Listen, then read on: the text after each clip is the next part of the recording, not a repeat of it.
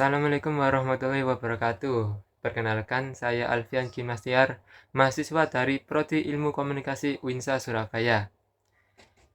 Nah, di video kali ini saya akan menjelaskan tentang kreatif periklanan dan pemasaran. Tapi sebelum itu, mari kita dengarkan dulu sambutan dari dosen pengampu mata kuliah kreatif periklanan dan pemasaran Ilmu Komunikasi UINSA. Assalamualaikum. Alam semesta beserta seluruh isinya senantiasa saling berinteraksi dan berkomunikasi. Di saat penghuni alam semesta bermasalah dalam interaksinya, lihat dan cari informasi tentang bagaimana cara komunikasi yang dipilih. Komunikasi yang tepat akan menghasilkan solusi yang menyeimbangkan semua pihak. Karenanya, komunikasi layak dipelajari untuk tetap menyeimbangkan alam semesta ini. Selamat berkomunikasi. Nah, kali ini saya akan menjelaskan tentang kreatif periklanan dan pemasaran, yang dimana mengacu pada strategi dan pendekatan yang digunakan untuk mendapatkan traffic atau insight dari banyak konsumen. Yang perlu diperhatikan dalam kreatif periklanan dan pemasaran itu tentunya ada 3. Yang pertama itu inovatif, yang dimana kita dituntut untuk harus responsif terhadap tren dan inovasi terbaru dalam industri pemasaran. Hal ini termasuk penggunaan teknologi baru, tren desain grafis, atau perubahan perilaku konsumen. Lalu yang kedua itu menarik. Nah, dalam hal ini berikan sensasi visual yang bagus dan layak untuk ditonton oleh publik. Sebagaimana seperti konten-konten kreator yang ada di TikTok atau di Instagram. Lalu yang ketiga, efektif. Nah, sebisa mungkin kita beri kata kunci atau poin penting dalam video kita, dalam konten kita. Seperti halnya dalam iklan marjan. Contohnya, dalam iklan marjan itu terdapat merek sebagai watermarknya. Jadi para penonton tahu nih. Nah, apa sih ini iklannya? Oh ternyata iklan ini tentang iklan sirup marjan seperti itu. Lalu yang ketiga itu efektif.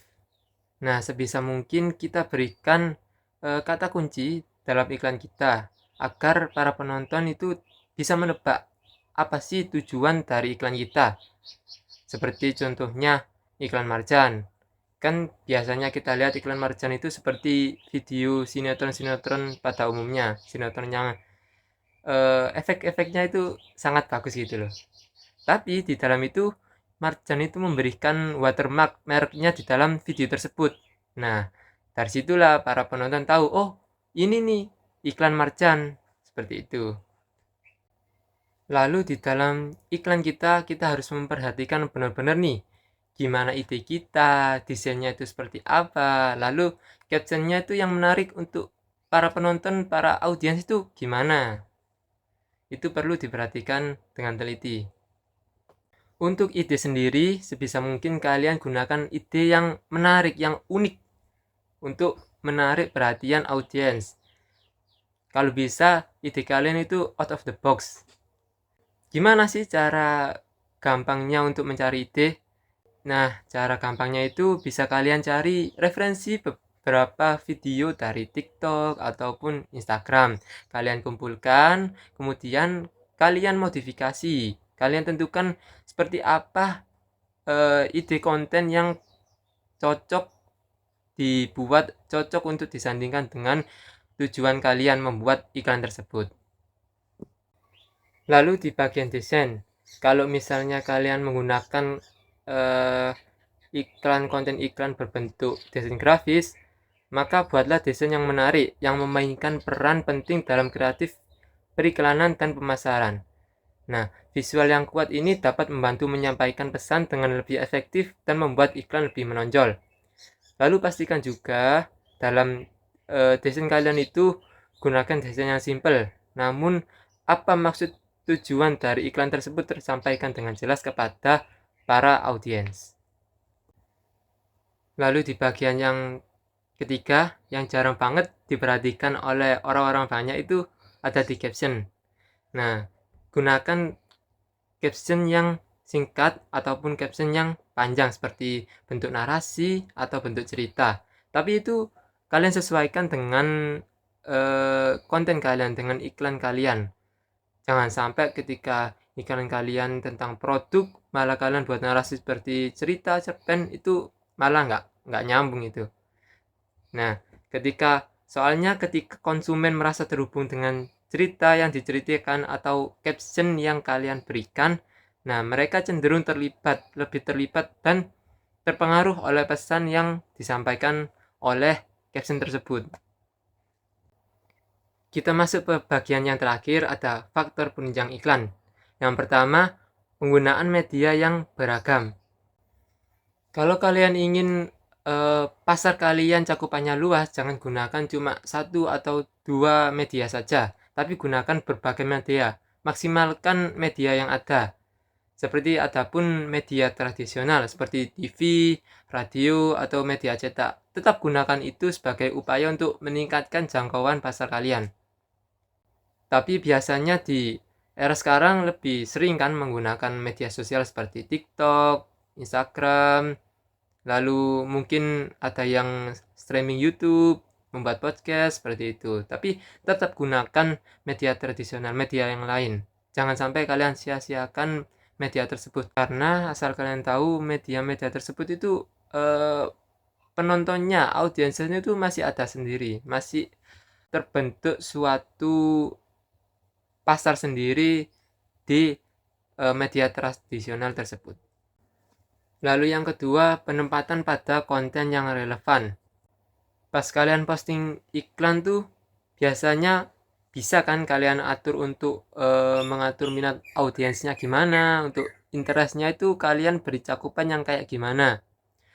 Kasih interest pada hal-hal yang relevan dengan konten yang kalian buat. Jangan sampai misalnya kalian membuat konten tentang properti, namun interestnya kalian taruh di makanan gitu, itu kan nggak nyambung. Itu bisa untuk meningkatkan pasar, meningkatkan audiens, tapi kalau untuk penjualan saya rasa itu kayak kurang efektif. Nah, hal ini juga berhubungan dengan hashtag yang kalian gunakan. Kalau misalnya kalian konten kalian itu tentang properti misalnya, itu gunakan hashtag ya tentang rumah, tentang apartemen, atau lokasi-lokasi tertentu. Jangan gunakan seperti makanan, atau minuman, atau hewan peliharaan, seperti itu. Itu nggak nyambung itu bakal mental target audiens kalian. Bakal nggak sampai ke tujuan kalian. Lalu yang terakhir ada anggaran. Setelah kalian posting iklan kalian, nggak mungkin kan kalian cuma nunggu-nunggu doang, nunggu ini FYP atau enggak. Bisa itu iklan kalian itu kalian gunakan booster, kalian gunakan anggaran, berikan anggaran kepada ads di platform tersebut, lalu tentukan audiens kalian gimana, anggaran itu digunakan untuk berapa hari, dan untuk cakupan berapa audiens perharinya, seperti itu. Tapi kalau misalnya di konten kalian, iklan kalian itu dirasa sepi walaupun sudah kalian gunakan booster, itu dalam satu hari itu hentikan saja. Coba kalian ganti dengan konten yang baru, konten yang fresh, yang berbeda dengan konten yang sebelumnya, agar anggaran kalian itu enggak sia-sia, terbuang sia-sia. Kan percuma kalau misalnya boncos tapi nggak ada respon atau penjualan, kan kayak rugi gitu loh. Mungkin hanya itu yang bisa saya sampaikan. Kurang lebihnya mohon maaf kalau misalnya ada kekeliruan atau hal-hal yang menurut kalian salah. Sekian, terima kasih dan sampai jumpa. Wassalamualaikum warahmatullahi wabarakatuh.